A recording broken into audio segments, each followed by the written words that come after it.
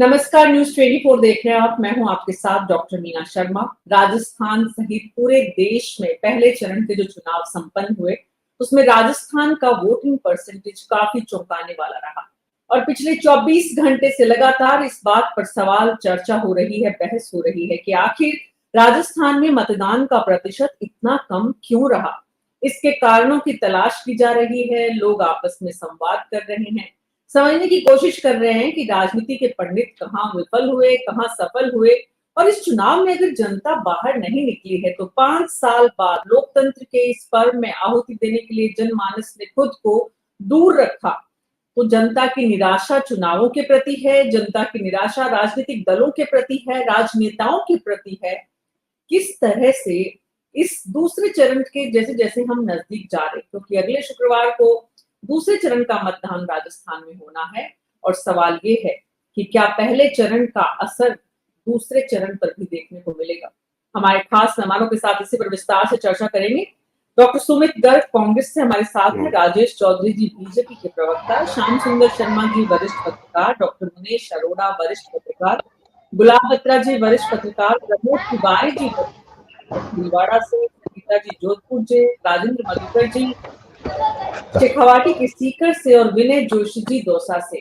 सभी संभागों से लोगों को जोड़ने का मकसद सिर्फ यही है कि वो अपनी अनुभवी पैनी नजर से क्या कुछ देख पा रहे हैं।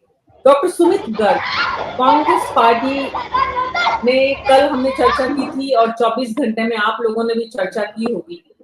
इन 24 घंटों के बाद कांग्रेस पार्टी को क्या लगता है कि दूसरे चरण में मतदान को बढ़ाने के लिए पार्टी को अपनी तरफ से क्या करना चाहिए? मीना जी नमस्कार।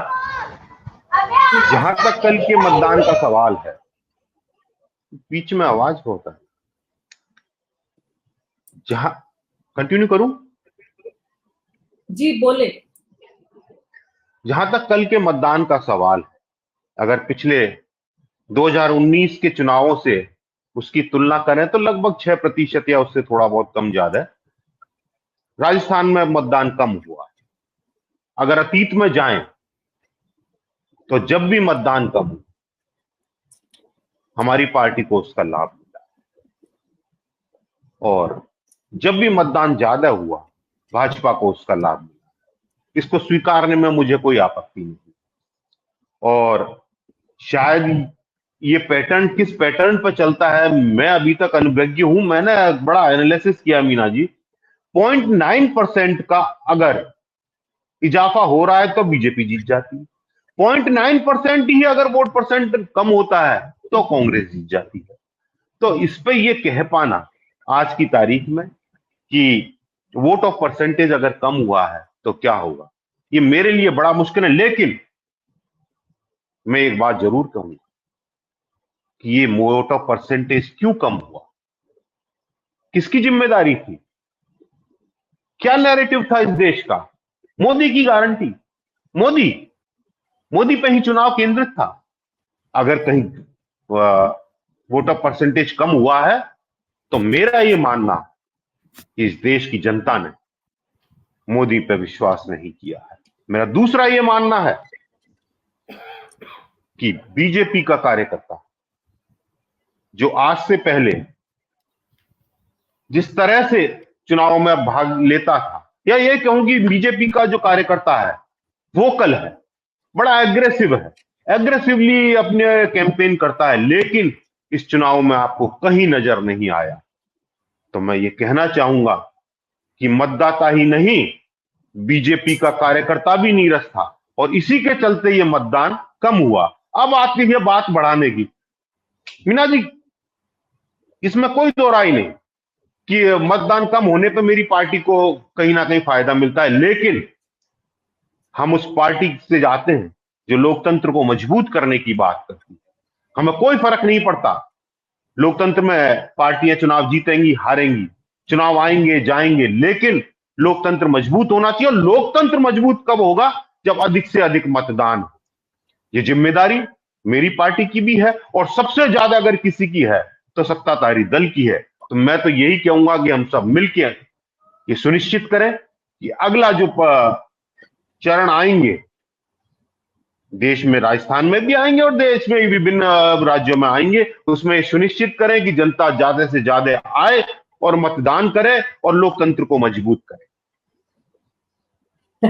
डॉक्टर मुनेश अरोड़ा, कांग्रेस पार्टी 24 घंटे से इस भ्रम से ही नहीं निकल पा रही है, या इस कल्पना से, या इस उत्साह से कि वोटिंग कम होने से उनका फायदा हो रहा है। बस अब वोटिंग कम हो ज्यादा हो क्या फर्क पड़ता है। कांग्रेस के प्रवक्ता डॉक्टर सुमित गर्ग का कहना है कि चुनाव मोदी पर केंद्रित था। देश की विपक्षी पार्टी के प्रवक्ता को लगता है कि जब चुनाव मोदी पे केंद्रित है तो फिर उनकी पार्टी और उनके लोग और उनके कैडर की बात करें, वो चुनाव में क्यों निकले, वो कैसे विपक्ष की भूमिका को उस तरह से निभाएं जिसकी अपेक्षा की जाती है। मेरा सवाल डॉक्टर सुमित गर्ग समझ नहीं पाए थे। डॉक्टर मुनेश अरोड़ा, मैं आपके पास उस सवाल के साथ आ रही हूँ। ये तो बात हो गई 24 घंटे में कि फायदा इसका कांग्रेस को होगा, वोटिंग परसेंटेज कम होने से बीजेपी को नुकसान होता है, वोटिंग परसेंटेज कम होने का मतलब आरएसएस का कैडर नहीं निकला, बीजेपी का कार्यकर्ता नहीं निकला। डॉक्टर सुमित गर्ग का ये मानना है कि बीजेपी का कार्यकर्ता नहीं निकला इसलिए वोटिंग परसेंटेज कम हुई। आप देखिए कि अगर एक पार्टी का कार्यकर्ता नहीं निकलता है, वोटिंग परसेंटेज कम होती है, इसका मतलब दूसरी पार्टी की तो कोई जिम्मेदारी है ही नहीं, वो तो चाहती है कि कम वोटिंग परसेंटेज हो। डॉक्टर मुनेश अरोड़ा, मेरा सवाल ये है कि जब हम पहले चरण को पूरा कर चुके हैं और दूसरे चरण की तरफ जा रहे हैं, तो इस 6 दिन में बीच में, क्योंकि पूरा एक सप्ताह का जो फर्क था उसमें एक दिन तो चला गया, 24 घंटे, राजनीतिक दलों की, चुनाव आयोग की, सरकार की जिम्मेदारी इस मतदान के प्रतिशत को बढ़ाने की बनती है। पहला सवाल डॉक्टर मुनेश अरोड़ा, और अगर बनती है तो वो कैसे इस फर्क को पाटने के प्रयास करें जिससे कि अगली बार यानी कि दूसरे चरण के मतदान में राजस्थान का आंकड़ा पूरे देश में काफी शर्मिंदगी वाला ना हो। मीना जी, पहले तो एक बात बता दूं मैं आपको कि इलेक्शन जो हुआ वो शुक्रवार को हुआ। आपका ऑडियो डॉक्टर साहब काफी कम आ रहा है डॉक्टर मुनीश अरोड़ा जी। मैं कह रहा हूँ पहला तो इलेक्शन ये हुआ है शुक्रवार को। आवाज आई है? आवाज आ रही है? सर आपका ऑडियो कम आ रहा है, काफी कम आ रहा है। चलो मैं जितना है तेज बोलता हूँ। पहली बात तो ये कि ये चुनाव शुक्रवार को हुआ, वो शुक्रवार के बाद आती है शनि और इतवार की छुट्टी, तो ज्यादातर डॉक्टर साहब नहीं सुन पा रहे हैं आपको, डॉक्टर साहब आपको सुन नहीं पा रहे हैं, प्लीज दोबारा कनेक्ट करें। मैं डॉक्टर राजेंद्र मधुकर जी के पास जाती हूँ। शेखावाटी में कम मतदान के प्रतिशत को लेकर किस तरह की चर्चाएं, राजेंद्र मधुकर जी? जी बिल्कुल आपने सही फरमाया कि शेखावाटी में जिस तरह की उम्मीद थी उस तरह का मतदान नहीं हुआ, और उसके कई कारण रहे। एक तो भीषण गर्मी है, और विशेष रूप से फतेहपुर जाना जाता है सर्दी के लिए और गर्मी के लिए, तो एक तो गर्मी एक मुख्य कारण थी। दूसरा ये था शादियों का मौसम था। तीसरा ये था कि भारत निर्वाचन आयोग की ओर से इस बार उस तरह का उत्साह दिखाई नहीं दे रहा, जिस तरह से जो विकलांग है, वृद्ध है, उनको बूथों तक पहुंचाना, यानी कि जिस तरह से व्यवस्था थी कि पहले वोट कास्टिंग करवाएंगे, घर पर करवाएंगे, तो कहीं ना कहीं एक तरह से विफलता यहाँ ये भी रही। और दूसरा ये कारण रहा कि मान लीजिए कि किसी का वो बूथ पर जा रहा है, या फिर उससे पहले जहां दलों के जो बैठक व्यवस्था की गई है वहां से पर्ची ली जाती है, वहां पता लगता है कि आपका नाम कहीं और है, पत्नी का नाम कहीं और है, बेटे का नाम कहीं और है, तो असमंजस की स्थिति बनी रही। मैं एक बूथ पर जाने से पहले मैंने देखा एक व्यक्ति बैठा था नाराज होकर के, उन्होंने कहा कि साहब मेरा वोट नहीं डल रहा है। तो वो बाहर जो राजनीतिक दलों के जो लोग बैठे थे उनसे पूछा, तो उन्होंने कहा साहब हमको तो जानकारी नहीं है, आपका नाम इसमें है नहीं। तो वो इस बूथ से उस बूथ तक चक्कर काट रहे थे, कहीं ये अव्यवस्था भी दिखाई दी। दूसरा ये था कि लोगों को लगा कि यार 2 बार चुनाव हुए हैं जिसमें नरेंद्र मोदी आने वाले हैं, आने वाले तो मोदी हैं, तो इस तरह से एक। और दूसरा है कि सत्ता के विरुद्ध जो आक्रोश होता है वो आक्रोश यहाँ दिखाई नहीं दिया। यही कारण है कि वोट कास्टिंग कम हुई है। मुझे लगता है कि जिस तरह से जैसे कि आप कांग्रेस के हमारे प्रवक्ता कह रहे हैं कि जब हमारे वोट कास्टिंग कम थी तो वो हमारे लिए अच्छा नहीं था, मतलब बीजेपी बढ़ती है तो हमारे लिए अच्छा होता है। तो ये बड़े असमंजस की स्थिति थी। ऐसा नहीं है कि देखिए 2009 का चुनाव था उसमें आपके कम थे तो भी आप लोग जीत गए। तो एक दूसरा है कि सीकर की बात करें तो यहाँ पर सीकर, चूरू, झुंझुनू में एक तरह से देखा जाए तो यहाँ जो रूपाला का प्रकरण है गुजरात का, जिसमें उन्होंने जो राजकोट से जो चुनाव लड़ रहे हैं पुरुषोत्तम रूपाला, उन्होंने एक बयान दिया था कि राजपूत जो राजा है वो अंग्रेजों के साथ रोटी काटी, बेटी और रोटी का व्यवहार किया। उसके बाद यहाँ राजपूत जो मतदाता है वो रुष्ट दिखाई दिए और वो स्पेशली शेखावाटी में जाटों के बाद सबसे बड़ी संख्या राजपूतों की है, वो बूथ पर नहीं पहुंचे। यहाँ पर एक कारण ये भी माना जाता है। विनय जोशी जी, दौसा में मतदान कम हुआ, उसको लेकर किस तरह के रिएक्शन, चर्चाएं हैं लोगों के बीच में, क्यों कम हुआ, कुछ समझ में आया? और इस बात को लेकर चिंता है कि आने वाले दूसरे चरण में मतदान को बढ़ाना है? नमस्ते मीना जी। सबसे बड़ी बात ये रही, इस बार चाहे भारतीय जनता पार्टी के प्रत्याशी रहा हो या कांग्रेस का प्रत्याशी रहा हो, इन्होंने अपना जो चुनावी कैंपेन है वो रैली और रोड शो तक ही सीमित रखा। कार्यकर्ताओं को इससे पूरी तरह नहीं जोड़ा। जो कार्यकर्ता को उत्साह होना चाहिए था वोट डालने के लिए, वो कार्यकर्ता को उत्साह नहीं था। रोड शो और सभा तक जब सीधा सीमित रह जाता है तो कार्यकर्ता उस चुनाव से कट जाता है। भीड़ लाता है कार्यकर्ता, वोट लाता है। विनय जोशी जी, आपको ठीक से नहीं सुन पा रहे हैं, आपके नेटवर्क में भी कुछ इश्यू है। श्याम सुंदर शर्मा जी आपके पास आ रही हूँ। श्याम सुंदर शर्मा जी, मतदान बढ़े, इस जिम्मेदारी को पूरा करने के लिए सरकार, चुनाव आयोग और राजनीतिक दल अपने अपने स्तर पर सबको प्रयास करने होते हैं। क्या 24 घंटे में जितनी चर्चाएं इस प्रदेश में और देश में हो रही हैं, किसी को इस बात की फिक्र है, कोई चाहता है कि मतदान का प्रतिशत बढ़े? देखिए, राजनीतिक दल के जो आज मैं अमित शाह को देख रहा था, उनको तो उससे इस बात का परवाह ही नहीं है कि कितने वोट पड़े कितने नहीं पड़े। हम तो 12 जीत रहे हैं, हमारा कोई मतलब नहीं उससे। अब ये देखिए, मुख्यमंत्री के क्षेत्र में यदि 8.2% मत नहीं घट जाता है तो बाकी छोड़े बात, क्योंकि मुख्यमंत्री का तो मैं मान करके चलता हूँ कि वो तो अपने क्षेत्र को विशेष रूप से ध्यान रखते होंगे, अपने मतदाता तक पहुंच नहीं पाए, इसलिए मुख्यमंत्री कहाँ बिजी रहे, दूसरों में बिजी रहे। खुद का अगर क्षेत्र अगर पिछड़ जाएगा, खराब हो जाएगा, तो फिर आपको मालूम भविष्य तो उसी से जुड़ा हुआ है मुख्यमंत्री का। तो वह चिंता का विषय इसलिए है कि देखिए, पन्ना प्रमुख कहाँ है, पन्ना प्रमुख 60 लोग तो। अब होता है क्या, लोकसभा का चुनाव था, लोकसभा के चुनाव में वो वोटों की संख्या बहुत ज्यादा होती है। एक लोकसभा क्षेत्र में 21 लाख से लेकर के 19 लाख 18 लाख तक मतदाता होते हैं, और फिर उसके साथ में जो विधायक जीत के आता है, देखिए कहीं तो विधायक उस जीतने वाला होता है, कहीं हारने वाला प्रत्याशी होता है। तो जिम्मेदारी तो वो छोड़ते हैं कि भाई हमारा तो वो, और शहरों में पार्षदों के और सरपंचों के सबके साथ ये छोड़ा जाता है कि वो मतदाता को लेकर के हमारे बूथ तक लेके आएगा। लेकिन वो बूथ तक लेके आने वाली बात जब होती है, जिस प्रकार से कैंडिडेट डिक्लेयर हुए, आपने 8 सांसदों के टिकट काटे बीजेपी ने, उसके बाद आपने दिए किसको, उसको तो पता ही नहीं है। जिस महिला को, जैसे 4 महिलाएं उतारी इन्होंने, उनको पता ही नहीं संगठन कौन है, संगठन के व्यक्ति कौन है, क्या है। 10 दिन पहले अगर उसको लोकसभा का प्रत्याशी बना करके आपने बैठा दिया कि चुनाव लड़ो, उसको तो पता नहीं कि संगठन की दृष्टि से जिस प्रकार से इवेंट मैनेजमेंट होता है। बीजेपी ने इस बार इवेंट मैनेजमेंट में जितना ध्यान देना चाहिए था नहीं दे पाए, जो जिस तरह की स्थिति थी। और बीजेपी की चिंता का वजह, भले अमित शाह बाहर कुछ भी कहते हो 12 की 12 आ रही है, लेकिन रात को बैठ करके उदयपुर में जो उन्होंने कहा है, क्या हुआ, ये किस तरह से स्थितियां हुई, हम अब 13 कैसे जीतेंगे, क्या करेंगे, क्योंकि बाहर जाए भले कुछ भी क्यों, उनको लग रहा है कि चिंता का विषय कितने कितने कैसे हार सकते हैं, कहाँ क्या स्थिति बन सकती है। उन्होंने बिल्कुल क्लास लिया और तरीके से जो करना चाहिए करा उन्होंने।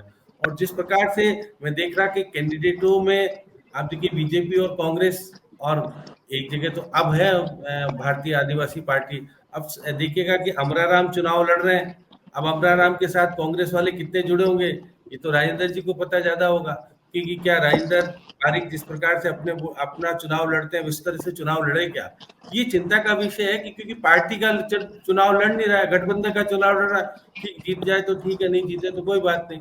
जिस प्रकार की स्थितियां बनी उससे वोट परसेंटेज कम हुआ। और देखिए चुनाव आयोग ने इस बार जिस तरह से शोर शराबा जो होता था अधिकारियों पे छोड़ दिया, उन्होंने कहा ठीक है, एक स्कूल में गए, वो जन जागरण करा लिया और कह दिया कि भाई हमने तो अपना कार्यक्रम पूरा कर लिया। और लेकिन इस बार चुनाव आयोग की भूमिका पर तो निश्चित रूप से सवाल उठ ही रहे हैं कि चुनाव आयोग को जिस तरह से प्रभावी रूप से जनमानस को साथ लेने के प्रयास करने चाहिए उतने प्रयास करता हुआ नजर नहीं आ रहा। लेकिन राजनीतिक दल नहीं, एक बात ये थी कि हर बार चुनाव आयोग राज्यों में जाकर के स्थिति का जायजा लेता था, किस प्रकार की बातें होगी, एक तरह से आता था चुनाव आयोग। इस बार चुनाव आयोग बना ही बाद में, एक ही आदमी था चुनाव आयोग का, बाकी के दो बाद में बने, चुनाव आते आते बने। तो फिर चुनाव आयोग ही पूरा जब नहीं था तो फिर चुनाव कैसे हो रहा है? देखिए पूरे देश का चुनाव हो रहा है और आप कितने दिन पहले नियुक्ति कर दो, उसके ऊपर सवाल सुप्रीम कोर्ट भी उठाता है, सब कराता है। ये सब चीजें केंद्र सरकार को सोचने वाली होती है। या तो उन्होंने सोची समझी चाल होगी कि भाई चुनाव आयोग को ज्यादा घूमने नहीं देंगे, ना वो ऐसे करे कि भाई जाकर राजनीतिक पार्टियों से ढंग से बात कर ले। ये जो कमियां देखने को मिली, और कि जिस प्रकार से मुख्य निर्वाचन अधिकारी, हमारे यहाँ तो बीमार भी हो गए, थोड़ा बहुत होता है कि बीमार हो गए तो हो गए, कई बात नहीं, लेकिन जिस प्रकार से बैठ करके बातचीत करनी चाहिए थी, और जो जाता था चुनाव आयोग संभाग स्तर पर जाकर के समीक्षा करके देखता था, कहीं दिखा आपको? मेरे को तो नहीं दिखा।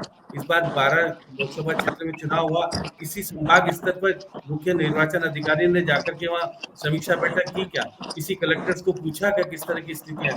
ये सब चीजें इंगित करती है कि आप गर्मी के अंदर जाना नहीं चाहते क्योंकि वैसे बीमार हो जाते हो। तो ये सब चीजें है कि हम चुनाव को चुनाव की तरह से नहीं ले पाए इस बार। निश्चित तौर पर जिस प्रकार से जी, और बीजेपी के ऑफिस में तब जब वो देखिए, नहीं तब एक बात है और सुनिए, श्याम सुंदर शर्मा जी, एक बात और कहना चाहते हैं, एक बात और, भाजपा के चुनाव प्रबंधन के कौन थे जिन्होंने कभी चुनाव लड़ा ही नहीं? राज्यसभा से जीत के आने वाले लोगों ने प्रबंधन संभाला। राजेश जी को पता है, अध्यक्ष जी चुनाव लड़ रहे हैं तो कोई अध्यक्ष बनाना चाहिए, कार्यकारी अध्यक्ष बनाना चाहिए, नहीं बनाया। भाजपा इस बार नहीं कर पाई जिस तरह से करना चाहिए था। और कांग्रेस का तो फिर डंडोरी था ही नहीं, कांग्रेस का तो केवल गोविंद सिंह डोटासरा ही घूम रहे थे, और दो पिलर अलग अलग है, एक तो अपने बेटे को संभाल रहा है, दूसरा जितना चल जाए उतना ठीक है क्योंकि उनके प्रतिनिधि चुनाव लड़ रहे हैं तो वहां जाके। ये सब चीजें जो है संगठन की दृष्टि से कमजोर कांग्रेस है, क्योंकि अजमेर में संगठन ही नहीं, बिना संगठन के चुनाव लड़ रहे हैं। तो बाकी जगह भी केवल अध्यक्ष है तो उनकी कार्यकारिणी नहीं है, ब्लॉक अध्यक्ष है, उनकी कार्यकारिणी नहीं। इसलिए निश्चित तौर पर जो माहौल राजनीतिक तौर पर सुदृढ़ता विधानसभा में दिखा वो लोकसभा में बिल्कुल नहीं दिखा, क्योंकि कम है, 25 ही प्रत्याशी हैं और बाकी के लोग कम है, इसलिए ये सब मतदान। और जो कहते दिव्यांग वो तो उनके पहले ही करा लिया मतदान। ये तो अच्छा किया कि 40% अधिक है, अगर उसने सूचना दी तो घर पे मतदान हो गया, 80 साल वाले को भी मतदान हो गया। लेकिन उसके जुड़ने के बाद भी मतदान कम हुआ, और फिर चुनाव आयोग को देखेगा कि 2019 के आंकड़े जारी करके क्यों बताना चाहता है कि 2019 में इतना हुआ और 24 में इतना हुआ। ये सब चीजें देखिए अंकित करती है कि लोकतंत्र में हम जो विश्वास करने वाले लोग हैं वो कितना वोट दे पाए नहीं दे पाए, ये एक और अनिवार्य करना चाहिए, वोट के अनिवार्य रूप से दिया जाना चाहिए। श्याम जी आप भी अपना ऑडियो थोड़ा सा बढ़ा लीजिए, आपकी वॉइस भी कम आ रही है, और बाकी सब लोगों से मेरा निवेदन है कि आप लोग अपना ऑडियो बंद कर लीजिए। मैं राजेश चौधरी जी के पास जा रही हूँ, उसके बाद राजेंद्र मधुकर जी आपके पास आऊंगी। राजेश चौधरी जी, 24 घंटे के चिंतन मंथन मनन के बाद पार्टी ने इस दूसरे फेज में मतदान को कैसे बढ़ाया जाए, इसको लेकर क्या रणनीति बनाई है? मीना जी, सबसे पहले तो मैं राजस्थान की 2.5 करोड़ जनता को धन्यवाद देना चाहता हूं जो कल उन्होंने मतदान किया। दूसरा, आने वाली 26 तारीख को आगामी 13 लोकसभा चुनाव पे जो वोटिंग होने वाली है, उसके लिए भारतीय जनता पार्टी ने कल जो वोटिंग हुई उस पर थोड़ा सा विचार मंथन भी किया कि भाई हमारा ये था कि 60+ वोटिंग होनी चाहिए थी, हुई, परंतु पिछली बार आपने देखा होगा राजस्थान में 66.41% मतदान हुआ था। तो हमारा ये था कि इस बार थोड़ा 70% के तकरीबन मतदान होगा, परंतु चूंकि पूरे राजस्थान में एक भाजपा में माहौल है, मोदी जी की योजनाएं थी 10 साल की कार्य योजना, उसका एक पॉजिटिव वे था, और भजनलाल सरकार जिताई, तो हमें ऐसा लगा था कि 70+ वोटिंग होगी, परंतु भारतीय जनता पार्टी के समस्त मतदाताओं ने, नेताओं ने, उन सब की तो वोटिंग हुई। आपने देखा होगा कल एक भी कांग्रेस की कोई बड़े नेता की वोट डालने का कोई ऐसा सामंजस्य नहीं दिखा कि सब वो अपने सहपरिवार वोट डाल रहे हैं या किसी बूथ पे जा रहे हैं। कांग्रेस की दृष्टिकोण से बिल्कुल नेगेटिव था। तो अब चूंकि 26 तारीख को आने वाला चुनाव, उसमें हम सब, पूरी भाजपा और पूरी राजस्थान की जनता, राजेश चौधरी जी, सरकार किसकी है? और सरकार का मैनेजमेंट भी होता है चुनाव कराने में, तो बहुत ज्यादा चुनाव आयोग के साथ मिलकर, तो सरकार कितनी सफल और विफल रही मतदान को बढ़ाने में, ये सवाल भी तो पूछा जाएगा ना। हाँ मीना जी, आपकी बात बिल्कुल सही है कि वोट प्रतिशत मतदान कम हुआ है, एक ये जरूर चिंता का विषय है, परंतु वर्तमान राजस्थान सरकार और केंद्र की सरकार दोनों अपने अपने तरीके से मजबूती से लगी कैसे न कैसे मतदान प्रतिशत बढ़े। उसके साथ ही कुछ आपने देखा, कुछ मतदान केंद्रों पर बहिष्कार भी हुआ है। हुआ ये था, पिछली कांग्रेस सरकार ने कहीं जनता के पानी की समस्या थी, सड़क की समस्या थी, या आम समस्या का जो निदान नहीं किया, उसी का परिणाम स्वरूप था कि उन लोगों ने वहाँ बहिष्कार किया। अब चूंकि इस बात को हमें पता लगा, सरकार को भी पता लगा, तो जहां जहां मतदान होना है वहां मतदान प्रतिशत कैसे बढ़े, इस बारे में व्यूह रचना बनाई जा रही है और जागरूकता भी बढ़ाई जा रही है। जी डॉक्टर मुनेश अरोड़ा, मैंने पूछा था राजेश चौधरी जी से, रणनीति क्या है अगले फेज में, वोटिंग प्रतिशत कैसे बढ़े, उस पर शायद या तो चिंतन नहीं हुआ तो राजेश चौधरी जी तक नहीं पहुंचा।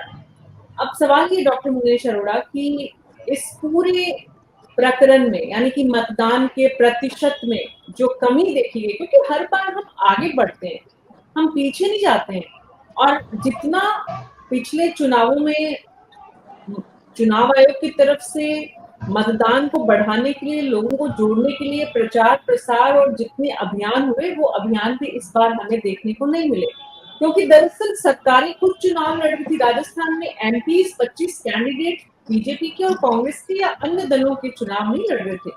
ऐसा लग रहा था कि राजस्थान सरकार चुनाव लड़ रही है लोकसभा का, मुख्यमंत्री, उप मुख्यमंत्री और तमाम कैबिनेट के मंत्री चुनाव प्रचार में जुटे हुए थे। सरकार का काम, प्रदेश का काम सब छोड़कर और यहाँ चुनाव में कूदे हुए थे। उसके बाद अगर वोटिंग प्रतिशत इतना कम है, तो मेवाड़ की राजनीति में इसको लेकर किस तरह की प्रतिक्रियाएं हैं? मीना जी, सबसे पहले तो एक बात बता दूं, आवाज आ रही है आपको? जी कम आ रही है, मुझे ही कम आ रही है, आप लोगों को भी सबको कम आ रही है? नहीं, आवाज आ रही है? मीना जी, सबसे पहले आवाज आ रही। मीना जी, सबसे पहले तो एक बात बता दूं मैं आपको कि चुनाव आयोग को एक रिक्वेस्ट की जाए कि शुक्रवार को चुनाव नहीं कराया जाए। शनिवार इतवार की छुट्टी मिल जाती है, लोग 3 दिन का एंजॉय करने के लिए निकल जाते हैं। ये एक सबसे बड़ी, हर बार आप कहीं भी चले जाए, दिल्ली चले जाए या और कहीं चले जाए, जो इस तरह के इलाके हैं जहाँ शुक्रवार के साथ जब चुनाव आता है तो वहाँ का फर्क पड़ता है। दूसरा, गर्मी का वातावरण था। धौलपुर करौली में कल मेरी बात हुई थी यहाँ से, वहां भी बताया कि बहुत ज्यादा गर्मी है। हालांकि सरकार ने अपनी तरफ से पूरी व्यवस्थाएं की थी, मगर लोग सुबह के टाइम आए और शाम के टाइम निकले। दोपहर के टाइम में 11 बजे से लेकर 3-4 बजे तक के बीच में जो मतदान का जो रहा प्रतिशत, वो काफी फ्लक्चुएट करता रहा, कभी कम हो रहा था, कभी वो हो रहा था। नंबर 2, दोनों ही पार्टियां इसके लिए जिम्मेदार है, क्योंकि दोनों ही पार्टियों का जो नेतृत्व है वो जो लोकसभा चुनाव के अंदर एक्टिव होना चाहिए था, उसके कार्यकर्ता जो विधानसभा के लेवल पर जिस तरह से लड़ते हैं उस तरह से नहीं लड़ रहे थे, चाहे कांग्रेस हो चाहे बीजेपी हो। क्योंकि सबसे बड़ा कारण यह है कि बीजेपी में नई सरकार आई, नए लोग आए, मगर जो पुरानी सरकार में वसुंधरा राजे या उस तरह के जो लोग थे वो अब नहीं है। तो जिनका एक ग्लैमर होता था, जिनके लिए लोग निकलते थे। हालांकि आपने जहां तक एक पन्ना प्रमुख की आरएसएस की क्वेश्चन किया था, आरएसएस और पन्ना प्रमुखों ने अपना काम किया, इससे मना नहीं किया जा सकता, मगर क्योंकि कांग्रेस के भी कार्यकर्ता उतने एक्टिव नहीं थे निकालने के लिए, कांग्रेस भी उतनी ही जिम्मेदार है जितना बीजेपी है। अब क्योंकि हालात इस तरह के बन गए पूरे राजस्थान में कि जो नेतृत्व है दोनों दलों का वो अट्रैक्ट नहीं कर सक रहा। सिर्फ मोदी के चेहरे को लेकर आप पूरा चुनाव लड़ रहे हैं। और मोदी जी जो बातें कर रहे हैं वो पिछले 10 साल के आधार पर कर रहे हैं। जनता वो सुनना चाह रही है जो उसकी समस्या है। मैंने मुद्दों की बात कही थी पिछले बार में। मुद्दे नाम की चीज राजस्थान के अंदर पूरी तरह से गायब है। हालांकि विपक्ष ने मुद्दों को उठाने की पूरी कोशिश की है, जैसे बेरोजगारी है, महंगाई है, अग्निवीर है, पेट्रोल के दाम है, या अन्यथा जो मुद्दे हैं वो उठाने की कोशिश की है कांग्रेस ने, मगर सरकार की तरफ से कोई इस पर बात नहीं की जा रही। तो लोगों का जो अनएम्प्लॉयमेंट है, जिस तरह से देश में भर्तियों की बात है, ठेका कर्मियों, और हालांकि राहुल गांधी जरूर बोले कि हम सरकार में आए ठेका कर्मियों, संविदा कर्मियों को कोई रखेंगे नहीं, हम परमानेंट करेंगे। तो जो मुद्दे हैं, वरिष्ठ नागरिकों के मुद्दे हैं, वो उस पर कोई बात नहीं केंद्र सरकार कर रही। तो बहुत से मुद्दे जो जनता सुनना चाह रही है, जो उसके मन की बात है, उस पर बात नहीं हो रही। इसलिए जनता में जो उत्साह आना चाहिए था वो नहीं आया, और कांग्रेस अपने मुद्दों को पूरी तरह से ले जाने में सफल नहीं हुई। तो मेरा यह मानना है कि जो मुद्दों के आधार पर जो चुनाव होते हैं और जो गांव के लोगों तक पहुंचते हैं, वो बात की बहुत ज्यादा कमी है। विधानसभा में जरूर देखने को मिला, मगर लोकसभा में उदासीनता है, लोग बात नहीं कर रहे आपस में भी। आप शहरों में चले जाइए, गांव के इलाकों में चले जाइए, आप इवन ये भी पूछ लीजिए कि कैंडिडेट कौन है, तो कैंडिडेटों को लेकर भी बहुत ज्यादा स्पष्टता उनके दिमाग में नहीं है। वही हाथ का निशान, वही फोन। मगर जिस तरह से बीजेपी में कांग्रेस के लोग टूट के आए, तो जो भारतीय जनता पार्टी के अंदर के लोग हैं, उनके अंदर भी एक तरह की कुंठा आई है, कहता ये हमारे ऊपर आके बैठ गए, हमारा क्या होगा। तो वो जो एक्टिवनेस होनी चाहिए थी, वो जो बात होनी चाहिए थी, वो बात पूरी तरह से जनता तक नहीं पहुंच रही। और आप आरएसएस और पन्ना प्रमुखों के भरोसे पूरा चुनाव नहीं निकाल सकते। लोग मुद्दों पे भी बात करना चाहते हैं, लोग अपनी समस्याओं पे भी बात करना चाहते हैं। लोग जो एक चीज मीना जी और बता दूं कि आज सबसे ज्यादा दुखी वर्ग है व्यापारी। छोटे छोटे व्यापार खत्म हो गए। आप जाके हालात देखिए बाजार के, तो बाजार में जब से ये ऑनलाइन मार्केटिंग आई है, छोटे छोटे व्यापारी जिस तरह से दुखी हो रहा है। वरिष्ठ नागरिक देखो रहा, उसकी जो रेट थे बैंकों में 13% मिलते थे किसी जमाने में, आज 7-8% उसको मिल रहा है ब्याज का। कहां से लोग अपनी सर्वाइव करेंगे? बुजुर्ग आदमी कहां से सर्वाइव करेगा? तो जो मुद्दे हैं उसको लेकर जनता बहुत ज्यादा चिंतित है अंदर से, मगर जी मुद्दों पर बात नहीं हो रही। बिल्कुल ठीक है। विनय जोशी जी, बूथ मैनेजमेंट से सिर्फ चुनाव नहीं लड़े जा सकते। जो डॉक्टर मुनेश अरोड़ा ने जो बात की उसका सार कुल मिलाकर कि जब तक जनता के संवाद सीधा जनता से नहीं होगा, जनता के मुद्दों पर जब राजनेताओं का फोकस नहीं होगा, कल भी चर्चा हुई थी, सोशल मीडिया प्लेटफॉर्म पर आप चुनाव नहीं लड़ सकते, पन्ना प्रमुख तैनात करके आप चुनाव नहीं लड़ सकते, सांसद प्रतिनिधि जो बनने जा रहा है उसका जनता से संवाद नहीं है, तो आप चुनाव नहीं लड़ सकते। विनय जोशी जी, दौसा में किस तरह की प्रतिक्रियाएं हैं और क्या तैयारी कि अगले चरण में मतदान का प्रतिशत बढ़ाएं?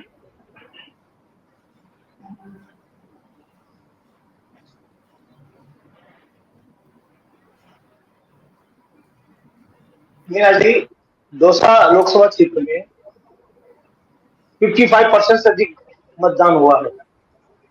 इस मतदान में हम देखें तो 18 से 38 साल के जो युवा हैं उन्होंने 65% मतदान किया। तो युवा वर्ग है उसने 65% मतदान किया है। और शिक्षित वर्ग को लें अपन इसमें तो 70% शिक्षित वर्ग में मतदान है। मतदान है शिक्षित था वो, और जो 50 साल से ऊपर था वो माहौल बनाने में बैठा रहा। कोई नहीं क्या था और बनेगा तब मैं वोट डालने जाऊंगा। और बड़े चुनाव मैं आपसे कहता हूँ, बड़े चुनाव हवा से लड़े जाते हैं। दोनों पार्टी जब पैसा बनता है तब माहौल बनता है। कांग्रेस ने कोई माहौल बनाने वाला था ही नहीं। कि पूरे लोकसभा के अब तक के जो कैंपेन हुआ पूरे में जब नजर डाल रहे तो कांग्रेस कहीं नजर नहीं आ रही कि वो कार्यकर्ताओं को जोश उत्साह करे। हमेशा एक पार्टी पार्टी जब प्रयास करती है तो उसके सामने वाला उसका रिएक्शन आता है। अब भारतीय अकेला आदमी काट पत्ता फेंकेगा, सामने वाला तो फेंकने वाला चाहिए ना। कांग्रेस की तरफ से तो जोश भाई कहीं पर नहीं था, केवल सभा तक सीमित थी कांग्रेस। और भारतीय जनता पार्टी की स्थिति ये थी कि वो अति आत्मविश्वास में थी कि हम तो जीत ही रहे हैं। तो जीत रहे हैं तो इसमें ना कांग्रेस ने कार्यकर्ताओं की परवाह की, ना भारतीय जनता पार्टी ने कार्यकर्ताओं की परवाह की। कार्यालय में दो तरह के लोग देखे, तो मेरा अनुभव कह रहा हूं। जो तो तमाशा नीचे या तो वो कार्यालय जाता था, चाहे वो कांग्रेस का कार्यालय जाए या बीजेपी का कार्यालय जाए, तमाशे देखने जाता था। या वो चाहता था जिसको अपना को स्वार्थ सिद्ध करना था। आम कार्यकर्ता चुनाव प्रचारक कार्यालय से दूरी बना के रहा। वो एक दो बार गया, उसको लगा कि मेरी अपेक्षा हो रही है, वो चुनाव कार्यालय में से पैर नहीं रखा।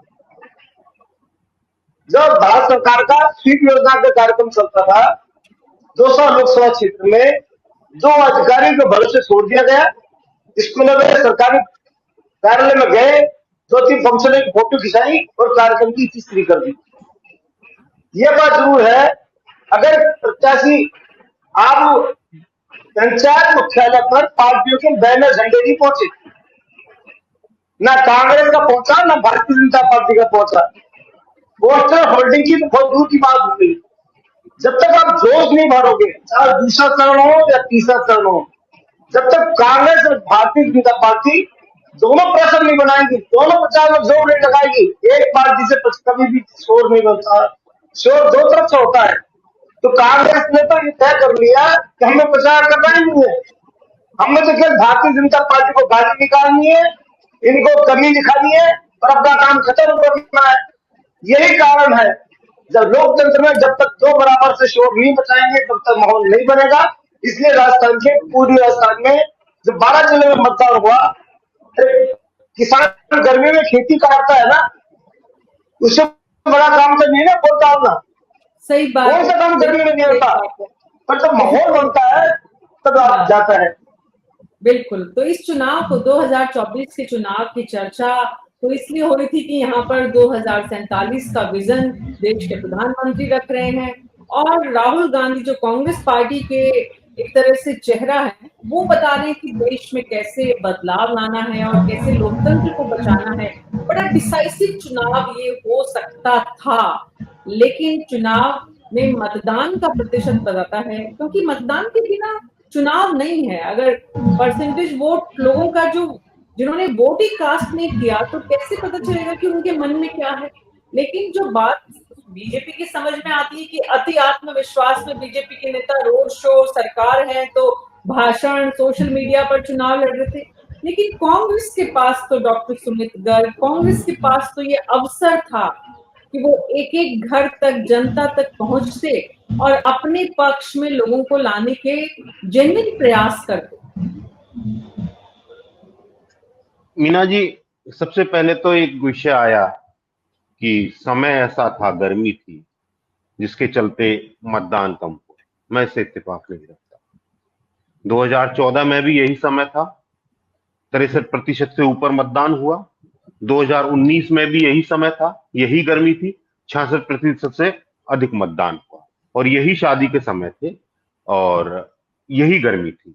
ये मतदान कम क्यों हुआ, हम विषय इस पर बात कर रहे थे और कई साथियों ने बोला इलेक्शन कमीशन की। निसंदेह सबसे बड़ी जिम्मेदारी इलेक्शन कमीशन की होती है। इलेक्शन कमीशन किससे काम लेता है? सरकार से। जब सरकार ही आत्ममुग्ध थी, जब सरकार ये सोच के बैठी है कि हमें कोई फर्क नहीं पड़ता, मोदी के नाम पर वोट मिलेगा, तो यही होगा। जहां तक मेरी पार्टी की बात करी तो मैं बता देता हूं, मेरे पार्टी राजस्थान में तीनों बड़े नेता, प्रदेश अध्यक्ष गोविंद सिंह डोटासरा जी, पूर्व मुख्यमंत्री आदरणीय अशोक गहलोत साहब और पूर्व मुख्यमंत्री आदरणीय सचिन पायलट साहब, तीनों ने कोई कोर कसर नहीं छोड़ी है, कोई कॉन्स्टिट्यूएंसी नहीं छोड़ी है जहां पे इनकी मीटिंग नहीं हुई। तीनों अलग अलग जाके हर क्षेत्र में मीटिंग कर रहे हैं और जितना यथासंभव हमसे हो पा रहा है हम काम कर रहे हैं। उन परिस्थितियों में जब हमारे बैंक अकाउंट सीज कर दिए गए हैं गैर कानूनी तरीके से, बात मेरे भाई ने कही मतदान के बहिष्कार की, कि कांग्रेस पार्टी के समय में कुछ काम नहीं हुए, मतदान का बहिष्कार हो गया। सर, सवाल का जवाब सवाल नहीं होता। क्या आपकी जिम्मेदारी थी 4 महीने में आप उनको पूरा कर लेते? और मतदान का बहिष्कार कितने अब बूथों पे हुआ? 1 या 2? क्या इनसे 6% राजस्थान का मत प्रतिशत नहीं गिर सकता? तो मैं फिर कह रहा हूं, ये मतदान की जो नीरसता है, ये बीजेपी के प्रति हुई है। मेरी पार्टी के कार्यकर्ता ने पूरे तन मन धन से इस चुनाव में अपनी योगदान दिया है और आगे के चरण में भी हम देंगे और ये सुनिश्चित करेंगे कि और बढ़े। जहां तक इस मतदान की प्रतिशत की बात है मीना जी, इसमें मैक्सिमम परसेंटेज हमारा है और हमारे ही कार्यकर्ता के द्वारा बूथ पर लाया गया है, क्योंकि बीजेपी का कार्यकर्ता तो सोच के बैठा है मोदी है तो मुमकिन है, मोदी है तो 400 है, तो वो तो काम कर ही नहीं रहा। कार्यकर्ता कांग्रेस का काम कर रहा है, जितना भी वोट आया है वो कांग्रेस का आया है, रुका है वो बीजेपी का रुका है। तो ये आत्ममंथन करें। जहां तक हमारे विषय है, हम पॉलिटिकल पार्टी हैं, बिल्कुल इसमें कोई दो राय नहीं। कुछ कमियां अगर इस चरण में रही हैं तो हम उसका आत्ममंथन कर रहे हैं और करेंगे और आगे के चरण में उसका सुधार करेंगे, जिससे हम अपनी विजय को और सुनिश्चित कर सकें। जी डॉक्टर सुमित गर्ग, मैं तो यही समझना चाहती थी कि आपकी पार्टी कांग्रेस पार्टी क्या कर रही है वोटिंग परसेंटेज अपने पक्ष में बढ़ाने के लिए। तो चिंतन करेंगे, तब तक तो दिन आ जाएगा शुक्रवार का वापस वोटिंग का। बहरहाल राजेंद्र मधुकर जी कुछ कहना चाह रहे थे। मीना जी, मुझे एक शेर याद आ रहा है। गालिब का एक शेर है जो मैं सुमित जी को समर्पित करना चाहूंगा कि हमको मालूम है कि जन्नत की हकीकत क्या है, मगर दिल के बहलानी को गालिब ये ख्याल अच्छा है। ये ख्याल अच्छा है कि आपको लगता है कि आपकी वोट कास्टिंग ज्यादा हुई है, लेकिन जमीनी हकीकत तो 4 जून को पता लगेगा। एक खास बात मैं आपको बता दे दूं और आपको काउंटर भी करना चाहूंगा। आपने कहा कि हमारे नेता दौड़ रहे थे। आपके नेता सचिन जी, हमको सचिन पायलट कहीं दिखाई नहीं दिए। अशोक गहलोत केवल एक बार नीम का थाना में आए, शेखावाटी में उनकी यात्राएं नहीं हुई।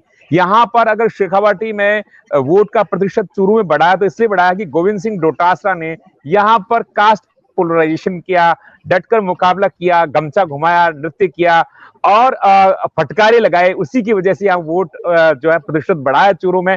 वरना आपके जो मैं देख रहा था स्टार प्रचारक कौन आया, भूपेंद्र हुड्डा नहीं आए, रजनी पटेल नहीं आई, अलका लांबा नहीं आए, रणदीप सुरजेवाला नहीं आए, पवन खेड़ा नहीं आए, कन्हैया कुमार नहीं आए। ये नहीं कि बीजेपी में आ गए, बीजेपी में भी आप जेपी नड्डा एक बार आए, यहाँ पर केवल मोदी और शाह दोनों आए, यहाँ पे एक नितिन गडकरी नहीं आए। तो कुल मिलाकर के आप दोनों जो दल है वो बहुत ही दोनों को, एक तो बहुत ज्यादा अति उत्साहित था और आपको लगता था कि पता नहीं हमारा गेम बैठेगा नहीं बैठेगा। वो तो ये मान लीजिएगा कि कास्ट पोलराइजेशन की वजह से कुछ बैठा है, जो गोविंद सिंह डोटासरा बहुत हद तक एक तरह से कांग्रेस को आगे लेकर गए हैं। जी तो एक मीना जी, मैं पिछले 24 घंटे में लगातार जो साफ हो रही है वो ये कि दोनों ही दल अलग अलग कारणों से मतदान और लोगों के बीच कैसे मतदान को बढ़ाया जाए इसके लिए पहुंच नहीं रहे थे। अति आत्मविश्वास में बीजेपी और निराशा में कांग्रेस, ऐसा लोगों का मानना है। लेकिन कांग्रेस पार्टी का कहना है कि हमारे वर्कर सबसे ज्यादा पहुंचे और ये वोट जितने हैं वो हमारे पक्ष में है। इसका मतलब बीजेपी के लोग नहीं पहुंच पाए बाहर। श्याम सुंदर शर्मा जी, आप कुछ बोल रहे थे, उसके बाद मैं राजेश चौधरी जी के पास जाऊंगा। देखिए जी, मैं तो दोनों दलों के नेताओं को सुन रहा था। सुमित जी भी बड़े, डॉक्टर साहब भी कह रहे थे कि हमारे अब जयपुर में कहीं बैठक देखने को मिली क्या, जिस प्रकार से पहले होती थी प्रभारी बैठ करके कभी कार्यकर्ताओं को, या वीडियो कॉन्फ्रेंसिंग जैसे मुख्यमंत्री जी बैठ करके कर रहे थे विधानसभा के चुनाव में, आपने सुना देखा कहीं कहीं प्रभारी बैठ करके बातचीत करी क्या कहीं आपके यहाँ पर? और जब आपके यहाँ जिस तरह की स्थिति बनी, अब हमारे राज्यसभा के सदस्य हमने सब भेजे थे ना यहाँ से, एक भी आया क्या आपके चुनाव क्षेत्र में? क्यों नहीं आया जब हमारे यहाँ से प्रतिनिधित्व करते हैं? तो कांग्रेस का ढांचागत बहुत ढीला है, आप पता नहीं कहाँ पर सो रहे। और राजेंद्र जी निश्चित रूप से डोटासरा जी के करीब होते होंगे, तो उन्होंने तो तारीफ बांध दी उनकी, पता नहीं किस तरह की। मैंने तो लास्ट में देखा था सीकर में गमछा घुमाते हुए और सब कुछ करते हुए। पहले उससे पहले गोविंद सिंह डोटासरा भी जिस तरह से लगने चाहिए थे नहीं लगे, वो तो अपने अपने लोगों के साथ थे। इस बार कांग्रेस अपने अपने लोगों को जिताने में अपने अपने लोगों के साथ लगा हुआ था, कहीं था ही नहीं। सचिन पायलट को कहाँ जाना है उसको मालूम है, मेरे लोग कहाँ खड़े हैं वहीं जाना है। अशोक गहलोत को अपने बेटे की ज्यादा चिंता है, बाकी जगह जहां बुला रहे हो तो चले जाएंगे, बाकी जाएंगे नहीं। तो ये बात सही कि जिस प्रकार का चुनाव लड़ा गया और अकाउंट फ्रीज। श्याम जी एक बात बीच में दूसरी, जब आपने अशोक गहलोत जी का नाम लिया ही है, और क्योंकि कांग्रेस पार्टी उन्हें पार्टी का राष्ट्रीय अध्यक्ष बनाने की तैयारी कर रही थी, और अगर इस प्रदेश में जो कुछ हुआ वो नहीं होता उनके मुख्यमंत्री बने रहने या बनाए रखने के लिए उनके कुछ लोगों के द्वारा, तो राष्ट्रीय अध्यक्ष होते, उनकी जिम्मेदारी पूरे देश में जनसभा, रोड शो, पता नहीं क्या क्या करने की होती। लेकिन अशोक गहलोत जी अपने बेटे के लोकसभा क्षेत्र से बाहर नहीं निकल पाए। ये अशोक गहलोत जैसे चतुर राजनेता के लिए वाकई में सोचनीय विचारणीय विषय है, या फिर अशोक गहलोत की राजनीतिक जीवन शैली की यही सच्चाई है? मीना जी, उनको पता था कि मैं किस राष्ट्र के दल का मैं बनने जाऊंगा अध्यक्ष, जिनके पास अभी कह रहे फ्रीज हो गया। फ्रीज होने के बाद पैसा चाहिए, क्योंकि सत्ताधारी पार्टी का राष्ट्रीय अध्यक्ष बनना सब स्वीकार करते हैं। जब सत्ता नहीं होती, जब अगर चुनित होती है तो उसको कोई स्वीकार नहीं करता। पैसा भी लाना पड़ेगा, सब कुछ करना पड़ेगा, और चलेगी तो राहुल गांधी की, मैं तो पीछे बैठा रहूंगा एक चौकीदार की तरह। वो कहेगा जो चलेगी, जिस प्रकार से खड़गे साहब की कहाँ चलती है, वो तो राहुल गांधी की चलती है। तो जिस तरह की प्रवृत्ति हो गई है कांग्रेस में, जो पहले जिस तरह से पार्टी चुनाव लड़ करके और अपने लोगों तक पहुंचने का काम करती थी, इस बार ऐसा दिखा नहीं। और जो अभी देखिए राजेश जी बड़े आराम से कह रहे थे कि हमारे यहाँ आपके स्टार प्रचारक दिखेगा कोई, गजेंद्र सिंह शेखावत, कैलाश चौधरी या वसुंधरा राजे या भूपेंद्र यादव, सारे स्टार प्रचारक अपने अपने जगह पे स्थायी लोग होके लगे, क्योंकि उनको पता है कि पहले हम चुनाव जीतेंगे नहीं तो क्या के स्टार प्रचारक। इसलिए बहुत सारी और प्रदेश अध्यक्ष भी चुनाव लड़ रहे हैं, तो उनको कोई ना कोई नेतृत्व उनको सोचना चाहिए कि कांग्रेस बीजेपी के कार्यालय में कोई तो बैठे है। पंचारिया जी को कौन जानता है? आपने पंचारिया जी का नाम सुना है? वहां कहाँ के हैं, किस तरह से वसुंधरा जी कैसे लेके आई? तो संगठन की दृष्टि से जो कमजोर, संगठन महामंत्री को रवाना कर ही दिया आपने तेलंगाना, उसके बाद संगठन महामंत्री है ही नहीं। प्रभारी आपके किस तरह के आए इस पर पता ही नहीं पड़ रहा। प्रभारी तो चुपचाप बैठ करके बातचीत नहीं करते ना, एक बार भी इस तरह की जिस तरह की सक्रियता दिखनी चाहिए थी विधानसभा के चुनाव में, बहुत सक्रियता दिखती थी, बीजेपी के कार्यालय में रौनक रहती थी। अब तो शायद राजेश जी आप जाते तो रौनक तो दिखती नहीं है। इसलिए मैं कह रहा हूँ कि चुनाव के प्रति, क्योंकि हम मोदी है तो 400 पार है, बाकी का क्या है। लेकिन देखिए चुनावी परिणाम जब आएंगे, 400 पार तो नहीं होगी, मान के चलिए आप चले कहीं लिखना हो तो लिख लीजिएगा, सत्ता आ सकती है मैं कह सकता हूँ। लेकिन जिस प्रकार का माहौल, जो चुनावी माहौल देखने को पहला चरण में यदि ये हो रहा है, अभी तो 6 चरण बाकी है, और जिस प्रकार की स्थितियां अब आज जिस तरह के आरोप प्रत्यारोप लगने लगे, अभी इटली याद आने लगा अमित शाह को, क्यों आने लगा? इसका मतलब कार्यकर्ता निकला नहीं ना आपका। कार्यकर्ता आपके प्रति देखिएगा, जिस प्रकार का समर्पण भाव होता था वो समर्पण नहीं दिखा। और निश्चित तौर पर जिस प्रकार से इवेंट मैनेजमेंट करके चुनाव लड़ा गया था विधानसभा का, ये लोकसभा का चुनाव तो लड़ाई कैसे, पता नहीं अपने आप हो रहा चुनाव जो हो जाएगा ठीक है, क्योंकि प्रत्याशी को तो पता ही नहीं मैनेजमेंट कैसे होता है और किस तरह की स्थिति है। और कांग्रेस के लोग इतने सारे आ गए, एक प्रकोष्ठ बन गया इनके यहाँ, तो वो कांग्रेस के लोगों को तो काम दिया ही नहीं इन्होंने। वो कह रहे कि साहब हमको कोई पूछ ही नहीं रहा, जाने के लिए कोई कह ही नहीं रहा, तो हम तो मेहमान हैं, अब मेहमान के लिए तो मेहमानबाजी शुरू की ही नहीं इन्होंने। तो इसलिए कांग्रेस के लोग जाने के बाद भी बीजेपी में सक्रियता नहीं दिखी। अब इनके लोग जो आए थे कुछ, वो तो सक्रिय होकर के चुनाव लड़ रहे हैं। ये देखिए, ये तो राजीव चौधरी जी, परिवार बढ़ गया लेकिन वोटिंग परसेंटेज कम हो गया, बड़ा विरोधाभास है। जिम्मेदारी किसी की इस विषय में, वैसे तो वोटिंग परसेंटेज से क्या वास्ता जिम्मेदारी का, सत्ता आएगी और नहीं आएगी दोनों आप राजनीतिक दलों के प्रवक्ताओं का केंद्र बिंदु समझ में आता है जो आप कहते हैं, और आप लोग वही कहते हैं जो आप लोग सुनते हैं, आप लोगों की चर्चाओं में होता है। तो सत्ता का केंद्र बिंदु तो ये है कि किसके कितने लोग जीतते हैं इस चुनाव में, वोटिंग परसेंटेज क्या मैटर करता है। राजेश चौधरी जी, सवाल ये है कि क्या इस विषय में राज्य के मुख्यमंत्री, उप मुख्यमंत्री और प्रभारी, पिछली बार प्रभारी आपके थे प्रकाश जावड़ेकर, जिनको पूरा देश उनके चेहरे से जानता था, इस बार विनय सहस्त्रबुद्धे। इसमें कोई दो राय नहीं है कि विनय सहस्त्रबुद्धे बहुत प्रबुद्ध व्यक्ति हैं, बहुत मतलब इंटेलेक्चुअल, उनका कोई मैच नहीं है, लेकिन विनय सहस्त्रबुद्धे को लोग चेहरे से पहचानते नहीं है उस तरह से जैसे कि प्रभारी का चेहरा होना चाहिए। तो वो भी नुकसान हुआ आपको। मीना जी, सबसे पहले तो देखिए, कोई भी मजबूत लोकतंत्र के लिए मतदान प्रतिशत बढ़ना चाहिए और आपके चैनल के माध्यम से मैं सभी प्रवक्ताओं से, ये वरिष्ठ जनों सभी से निवेदन करूंगा कि चूंकि पहला चरण तो निकल गया, दूसरा चरण बाकी 12 लोकसभा चुनाव में होने वाला 26 तारीख को, आप सब भी प्रयास करें और हम भी प्रयास कर रहे हैं कि मतदान प्रतिशत बढ़े, नंबर 1। नंबर 2, जहां तक श्याम जी भाई साहब ने कहा विनय सहस्त्रबुद्धे जी इतने प्रॉन्ट व्यक्ति हैं, मैंने तो देखा नहीं ऐसे व्यक्ति को, डे बाय डे ताबड़तोड़ बैठ के ले रहे हैं वो। हाँ, चूंकि ये मैं सार्वजनिक रूप से नहीं बता सकता आप सबको कि कितनी मीटिंगें चलती है, लेकिन मैं आपको बता देना चाहता हूँ विनय सहस्त्रबुद्धे बहुत ही शानदार और इतने मतलब साथ में लेके ताबड़तोड़ बैठ के कर रहे हैं और सबको सामंजस्य से बैठा रहे हैं। तीसरी बात, वर्तमान में चूंकि राजस्थान में भाजपा सरकार है, तो हम भी प्रयास ये कर रहे हैं निर्वाचन आयोग के साथ बैठने से। निर्वाचन आयोग ने, जैसे आपको पता होगा, इस बार बहुत सारे नए क्रियाकलाप भी किए। फर्स्ट जो 50 वोटर थे उनको सर्टिफिकेट भी दिया, इनाम भी दिया, तो ऐसी बहुत सारी प्रक्रियाएं बढ़ी है। लेकिन चूंकि भारतीय जनता पार्टी, हमारी भाजपा केवल चुनाव के समय सक्रिय नहीं होती है, पूरे 5 वर्ष हम जनता के बीच में रहते हैं, जनता के हितकारी काम करते हैं। इसीलिए हम केंद्र में भी सरकार बना रहे हैं, राजस्थान में भी अभी बनाई थी। जहां तक चुनाव 26 तारीख की बात है, और आप सबके माध्यम से, चूंकि सभी का उद्देश्य रहता है लोकतंत्र मजबूत तभी रहता है जब मतदान प्रतिशत बढ़ता है, तो आप सब भी प्रयास कीजिए, हम भी प्रयास करेंगे कैसे न कैसे मतदान प्रतिशत बढ़े। और चूंकि राजस्थान में 25 की 25 सीटें भाजपा जीतने जा रही है, भाजपा में कमल का फूल एक बार पुनः खिलने जा रहा है और तीसरी बार नरेंद्र मोदी जी प्रधानमंत्री बनेंगे। जी राजेश चौधरी जी, सत्ता, मैंने कहा ना, सत्ता मीना जी, के मैं कुछ कहना इर्द चाहूंगा। गिर्द सब कुछ है, सत्ता के बाहर कुछ है ही नहीं। चुनाव मतलब मतदान के लिए तो आप लोग करें प्रचार प्रसार, आप हमें ये संदेश भी दे रहे, लेकिन सारे सत्ता मिलके मोदी करें, जी की सारे आएगी मिलके आप हमसे बता भी रहे।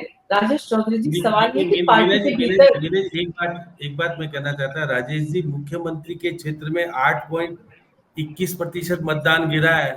मुख्यमंत्री तो पन्ना प्रमुख के साथ बैठे क्या, कभी नहीं बैठ पाए, इसलिए कांग्रेसी मुख्यमंत्री के वोट क्षेत्र देने में है ना। सुने कांग्रेसी सही, वोट देने घर अरे से सुन तो निकले नहीं, लीजिए, श्याम अरे जी आप साहब। सुने, अरे आप सुनिए, राजस्थान के मुख्यमंत्री के क्षेत्र में यदि मतदान गिरता है तो उसका मतलब क्या है? आप तो कह रहे हैं ना मुख्यमंत्री के क्षेत्र में तो मतदान बढ़ना चाहिए, और वो जयपुर में थे, कोई बाहर नहीं थे कि उनका मतदान क्षेत्र बहुत लंबा चौड़ा है। मुख्यमंत्री जी ने रोड शो भी किया है, मीटिंगें भी रोड की शो है भाई करने साहब। से मतदान नहीं बढ़ा ना। पन्ना प्रमुख के साथ बैठ करके जो होनी चाहिए थी, बातचीत होनी चाहिए, वो दूर हो गए। और अब उनको फिर कांग्रेसी वोट समझा देने देना, नहीं मैं जाए तो तो कह रहा क्या हूँ करें भाई समझाना। साहब? आपसे बात होती है, समझा देना उनको कि पन्ना प्रमुख और सारे प्रमुखों के साथ बैठ करके जो होना चाहिए सम्मेलन नहीं किए। आप कार्यालय पे गए, उद्घाटन करने गए, 15 मिनट रुके और चल दिए। लोगों से बातचीत करने का श्याम जी, विधानसभा चुनाव के दौरान एक बहुत, अभी तो झांकी है और कुछ बाकी है, मैं वो उस पर पूरा बोलना नहीं चाह रही। तो वो जो तस्वीर है कि एक झांकी राजस्थान ने ये भी देखी कि चूरू में कैसे राजेंद्र राठौड़ को हरा दिया गया, और ये कहा गया कि किसने हराया, क्या हुआ। सतीश पूनिया आमेर में हार गए। बड़े बड़े दिग्गजों के साथ जो कुछ विधानसभा में हुआ था, इस बार लोकसभा में भी पार्टी के कार्यकर्ता नेता एक दूसरे को काटने में लगे हैं, ये तो नहीं है राजेश चौधरी जी? मीना जी, ऐसा कुछ नहीं है।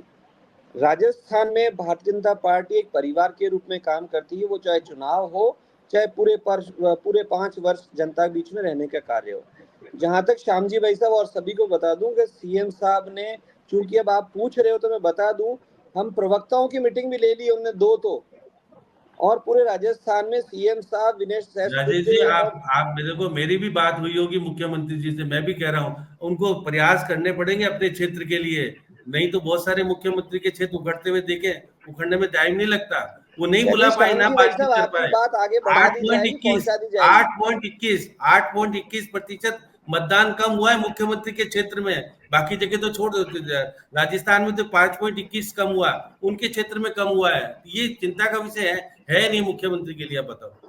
नहीं श्याम जी भाई साहब, आप बिल्कुल सही इतना कह रहे हैं। कुनबा बढ़ाने के बाद, मीना जी, राजेश चौधरी जी, मीना जी, इतना कुनबा बढ़ाने के बाद लोगों को नहीं जोड़ पाए आप, लोगों से दूर हो गए, कांग्रेस मुक्त हो गए लेकिन जन मुक्त हो गए, ऐसा लग रहा है। नहीं मीना जी, देखिए, भाजपा एक बड़ा परिवार है, अगर कांग्रेस में कुंठित लोग, कांग्रेस में जिनकी सुनी नहीं जाती, जिनकी बात कहीं पे किसी पटल पे नहीं रखी जाती, तो वो लोग जब परेशान होकर भाजपा परिवार में शामिल होते हैं तो हमें सहर्ष स्वीकार है। वो लोग भाजपा में डे बाय डे रोजाना आप देखोगे 10,000 से ज्यादा लोग कांग्रेसी इस बार भाजपा ज्वाइन किए हैं, क्योंकि वो सब परिवार के हमारे सदस्य हैं। परंतु आपके चैनल के माध्यम से मैं फिर एक बार कह देना चाहता हूं कि पूरी राजस्थान की भाजपा सरकार 26 तारीख को जब मतदान होगा 12 लोकसभा में, प्रयास कर रहे हैं ज्यादा से ज्यादा मतदान हो। पर मेरी एक कांग्रेस प्रवक्ता से भी निवेदन है कि कृपया आप ये मानस तो बना चुके हैं कि हम 25 में एक भी सीट नहीं जीत रहे, परंतु वोट डालने तो चाहिए। कम से कम आप 5 साल में वोट डालेंगे तभी तो कुछ कह पाएंगे, इसलिए ज्यादा से ज्यादा वोट भी डालें। डॉक्टर सुमित गर्ग मीना जी मैं राजेश जी की बात का जवाब देना चाहूंगा। राजेश जी, एक लाइन है आपके लिए, तुम्हारे पाँव के नीचे जमीन नहीं है, तुम्हारे पाँव के नीचे जमीन नहीं है, कमाल है फिर भी तुम्हें यकीन नहीं। अरे साहब, चुनाव हारने जा रहे हो, 2004 दोहराने जा रहे हो और हमें कह रहे हो ये समय आपके आत्मविश्लेषण का है। हमें मत बताइए हमें क्या करना है, हमने तो विपक्ष में रह के बहुत कुछ सीख लिया। चुनाव कैसे लड़ना है, कैसे जीतना है, ये हम तय कर चुके हैं और 4 तारीख को पता पड़ जाएगा। श्याम जी ने बता दिया, आपकी ज्यादा बताने की जरूरत नहीं है। श्याम जी ने बता दिया कि आपके मुख्यमंत्री का क्या पैटर्न है। वो इसलिए है कि गलती से पर्ची से बने, इससे ज्यादा और कुछ नहीं है। अब मीना जी मेरे को थोड़ा सा समय दे, मेरी पार्टी पर सभी ने बड़े बड़े हमले किए हैं तो मैं थोड़ा जवाब देना चाहूंगा। बात हुई कि हमारे प्रभारी ने बैठक नहीं ली। मैं बताना चाहूंगा हमारे प्रभारी आदरणीय रंधावा साहब पिछले 1.5 महीने से जयपुर में कैंप किए हुए। 2 स्तरीय हमारी व्यवस्था है, टीसीसी की और अलग वॉर रूम अलग से है। 25 की 25 लोकसभा सीटों में हमने वॉर रूम बनाए हैं जिनका डायरेक्ट कनेक्शन स्टेट से है और उसको मॉनिटर आदरणीय रंधावा साहब कर रहे हैं और डेली कर रहे हैं, वॉर रूम में बैठ के कर रहे हैं। तो ये कहना कि हम काम नहीं कर रहे, बिल्कुल नहीं है, हम हर क्षेत्र में काम कर रहे हैं। बात आई हमारे नेताओं की, सचिन जी की बात आई। सचिन जी कल मेरे सवाई माधोपुर से आता हूं मैं, मेरे जिले में 3 बैठकें करके गए, 3 बड़ी बड़ी सभाएं करके गए। गहलोत साहब भी इसी क्षेत्र में 3 दिन पहले सभा करके गए हैं। जिसकी जहां जरूरत है हमारे तीनों नेता तन मन धन से जुड़े हैं। गहलोत साहब की बात आई कि बेटे क्या जुड़े हैं, आज ही उनके बेटे का स्टेटमेंट है कि मैंने उनसे कहा आप पिता हो, मुझे तो समय दे दो, उनको मेरे लिए समय नहीं है। गहलोत साहब हमारी पार्टी के बड़े नेता हैं, पूर्व मुख्यमंत्री हैं, 25 की 25 सीटों पर नजर बनाए हुए हैं। सचिन जी 25 की 25 सीटों पर नजर बनाए हुए हैं। डोटासरा जी तन मन धन से 25 सीटें जीतने के लिए लगे हुए हैं। तो ये कह देना कि हमारे लोग काम नहीं कर रहे, मीना जी मैं थोड़ा इससे इत्तेफाक नहीं रखूंगा। और मैं फिर कह रहा हूं कि मेरे बीजेपी के भाइयों से कि आपके पैर के नीचे जमीन नहीं है, देख लो, 4 तारीख को पता पड़ जाएगा। हमारा मतदाता तो वोट डाल आया। आप जो कह रहे थे ना कि आपका कांग्रेस का मतदाता वोट नहीं डाल के आया, मैं कह रहा हूं हमारा तो डाल के आया। आपका आत्ममुग्धता में रह गया या नीरसता में रह गया या हतोत्साहित होकर रह गया, उसका कारण बताता हूं। मीना जी हतोत्साहित है। आज आपने देखा प्रधानमंत्री जी एक रैली में थे, बिल्कुल ऊर्जाहीन चेहरा, उदास चेहरा, कुछ कहने को नहीं। 10 साल हमने क्या किया कुछ बताने को नहीं, केवल एक काम किया उन्होंने, केवल कांग्रेस को कोसा, राहुल गांधी को कोसा। फिर आए गृह मंत्री जी राजस्थान में, क्या बात करी उन्होंने, बताया 10 साल में क्या किया? नहीं बताया। क्या बताया? पीएफआई, क्या बताया? इटली। ये नैरेटिव बनाएंगे। इन मुद्दों पे आप चुनाव लड़ना चाहते हैं, कहां ले जाना चाहते हैं? कल तक तो आप मोदी की गारंटी की बात कर रहे थे, अब ये पीएफआई और इटली कहां से आ गई? जी मैडम। डॉक्टर मुनीश अरोड़ा बोले। मीना जी सबसे पहली बात बता दूं कि जो पिछला चुनाव हुआ था वो पुलवामा के बाद हुआ था और राष्ट्रवाद उस समय और सनातन एक बहुत बड़ा मुद्दा था जो पूरे देश में लहर की तरह फैला था। विधानसभा चुनाव से पहले उदयपुर का कन्हैया हत्याकांड पूरे देश में एक मुद्दा बना था। अब की चुनाव में जो चल रहा है इस तरह के सारे मुद्दे गायब है। मैंने अभी परसों ही आपको बताया था कि विजय राठकर से मेरी बात हुई कि अयोध्या की बात हो गई, अब मथुरा और काशी पे कोई बात आप नहीं करें, आपके संकल्प पत्र में कोई बात नहीं है। प्रधानमंत्री और अमित शाह जी सिर्फ 3-4 बातों पे जोर दे रहे हैं। धारा 370 हटाई हमने और उज्ज्वला योजना 80 करोड़ लोगों को धन देने मतलब अन्न देने की बात कर रहे हैं। जो मुख्य मुद्दे हैं आम आदमी के, उन पे कोई भी बात नहीं हो रही। भारतीय जनता पार्टी का मेन आधार राष्ट्रवाद और सनातन रहा है, वो मुद्दा बहुत कुछ पीछे जाता हुआ नजर आ रहा है। शायद भारतीय जनता पार्टी ये प्रयोग कर रही थी कि अपना कोई चेहरा बदले देश में, मगर वो चेहरा पूरी तरह से एक्सेप्टेबल नहीं हो रहा। अभी जिस चीज की बात कर रहे हैं, भारत को जो प्रधानमंत्री ने कोशिश की कि हमने वंदे भारत दी, हमने हाईवेज बनाए, हमने ऊर्जा के क्षेत्र में दिया, हमने चांद पे ले गए, मगर आम आदमी अपनी समस्याओं पे बात करना चाहता है। मीना जी, वंदे भारत में आम आदमी नहीं चलता है, हाईवेज पे आम आदमी नहीं चलता है, टोल टैक्स का जो बोझ पड़ता है वो आम आदमी सहन नहीं कर सकता है। आज चांद से आम आदमी को सरोकार नहीं है। जहां तक कांग्रेस के प्रतिनिधि गर्ग साहब बोल रहे थे, अशोक गहलोत आज उदयपुर में है, अभी वो वल्लभ नगर में है और उससे पहले यहाँ कर रहे हैं। मैं कांग्रेस के लोगों की बात नहीं कर रहा कि कांग्रेस मेहनत नहीं कर रही। राहुल गांधी पूरे मुद्दे उठा रहे हैं, जनता से जुड़े हुए।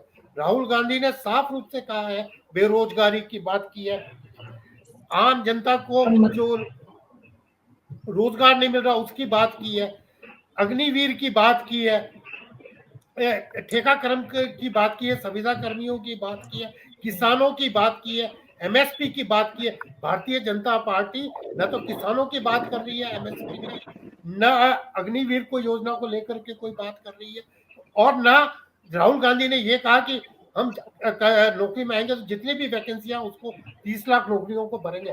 भारतीय जनता पार्टी उस पर काम नहीं कर रही। ओल्ड पेंशन स्कीम देश में बहुत बड़ा मुद्दा रहा है। ओल्ड पेंशन स्कीम को लेकर के सारे कर्मचारी है कुंठित है कि उनकी बंद करने जा रही है। कांग्रेस ने उसको लागू किया था वापस राजस्थान में, वो भी वापस डार्क में जा रही है। सवाल ये नहीं कि कांग्रेस मुद्दों को नहीं लेके आ रही, कांग्रेस मुद्दों को लेके आ रही है, मगर कांग्रेस का कार्यकर्ता उसको आम आदमी तक नहीं ले जा सक रहा। आप मेरे साथ चल के मीना जी सर्वे कीजिए इन मुद्दों के ऊपर, तो ये जो मुद्दे प्रभावी हैं ये जनता के बीच में नहीं पहुंच रहे। और उधर भारतीय जनता पार्टी राष्ट्रवाद और सनातन का जो मुद्दा है और कन्हैया हत्याकांड या जिस तरह के मुद्दे हैं उसको पूरे ढंग से पीछे कर चुकी है। तो खाली अब आप अयोध्या 370 के आधार पर पब्लिक को बार बार नहीं निकाल सकते। 10 साल हो गए, अगर देश में आज भी 80 करोड़ लोगों को अन्न देना पड़ रहा है आपको, तो क्या विकास हुआ इस देश का? कौन सी वंदे भारत में आम आदमी चल रहा है? कौन सी नई ट्रेनें आम आदमी के लिए चली है? कौन सा वरिष्ठ नागरिकों के लिए बेनिफिट दिए गए? तो आम आदमी अंदर से बहुत उदासीन, व्यापारी उदासीन है, किसान उदासीन है, यूथ उदासीन है, और आपके कर्मचारी जो है वो उदासीन है। उनके मन में कुंठा है, उसको बाहर लाना जरूरी है। ये काम कांग्रेस और बीजेपी दोनों को करना पड़ेगा। वो दोनों पे बात नहीं करना चाहिए, इसलिए जनता का मन मुद्दों के अभाव में चुनावों से थोड़ा दूर हो रहा है। चुनावों के अंदर मुद्दों पे लोग बात करना चाहते हैं, ये मुद्दे आए। अभी राष्ट्रवाद लेकिन डॉक्टर भुवनेश अरोड़ा, सवाल ये है कि उन मुद्दों पर बात तभी होगी जब जनमानस अपने मुद्दों को रखने के लिए जो उसके पास ताकत है वोट की, उसका प्रयोग करेगा। अगर वो इस बात पर निर्भर रहेगा कि कौन सा राजनेता, और उसकी विडंबना भी देखिए कि सत्ता में जो है वो भी उसके मुद्दों पर बात नहीं कर रहा है और विपक्ष में जो है वो भी उसके मुद्दों पर बात नहीं कर रहा है। यही बात तो मैं कह रहा हूँ मीना जी, यही बात मैं कह रहा हूँ कि न तो कांग्रेस का आदमी आम आदमी की सुनता है, न बीजेपी का नेता आम आदमी की बात सुनता है। आम आदमी किसके पास रोएगा जाके? यही बात तो ये बड़ा कारण है कि मतदाताओं का चुनावों से जब हमें आगे बढ़ना चाहिए उस समय हम पीछे बढ़ रहे हैं। रुझान कम हुआ है और मतदान कम हुआ है। इस बात का संकेत है कि लोगों की राजनेताओं पर, राजनीति पर कहीं ना कहीं एक जो भरोसा है वो कम हुआ है, और उस वजह से क्योंकि उनके मुद्दों की दरअसल जरूरत किसी को नहीं है। सिर्फ अपनी अपनी सत्ता जो है वो स्व केंद्रित हो गई, निजी हितों पर केंद्रित हो गई, और इस चुनाव में जिस तरह से निजी हित हावी होकर दल बदल की व्यवस्था हमने देखी, शायद इससे पहले इतनी बड़ी रूप में कभी नहीं देखी। तो वो भी एक बहुत बड़ा कारण है कि जो मतदाता है उनको समझ में नहीं आ रहा है कि किस तरफ जाएं। कल तक इधर जाते थे, आज इधर जाएं। तो उसकी परेशानी का सबसे अच्छा तरीका यही है कि दूरी बनाई जाए। वो दूरी लेकिन लोकतंत्र के लिए किस तरह की साबित होगी, ये सवाल है। और इस सवाल के साथ आप सब लोगों का बहुत-बहुत शुक्रिया इस चर्चा में शामिल होने के लिए। न्यूज़ 24 पर हमारी कोशिश होती है कि हम जनता के हितों को जनता के साथ साझा करें। आज तो जनता का सबसे बड़ा मुद्दा है कि जनता अगर अपने सबसे बड़े अधिकार का प्रयोग नहीं करेगी, अपनी सरकार को चुनने में अपनी जिम्मेदारी और भागीदारी तय नहीं करेगी, तब तक जनता के हितों की चिंता भी किसको होगी। आज राजनीति जिस तरह की हो रही है, उसमें बड़ा कारण जनता की राजनीति के प्रति उदासीनता है, दूरी है। इसलिए राजनीति में अच्छे लोग आए, राजनीति अच्छी हो, उसके लिए जरूरी है कि जनमानस अच्छे लोगों को बढ़ावा दे, और वो होगा संभव हमारे और आपके एक वोट से। एक वोट से इस देश में बहुत कुछ हुआ है, दुनिया में बहुत कुछ हुआ है। इसलिए एक एक वोट की कीमत को समझते हुए आप सब वोट देने जाएंगे अगले चरण में। इसी उम्मीद के साथ नमस्कार।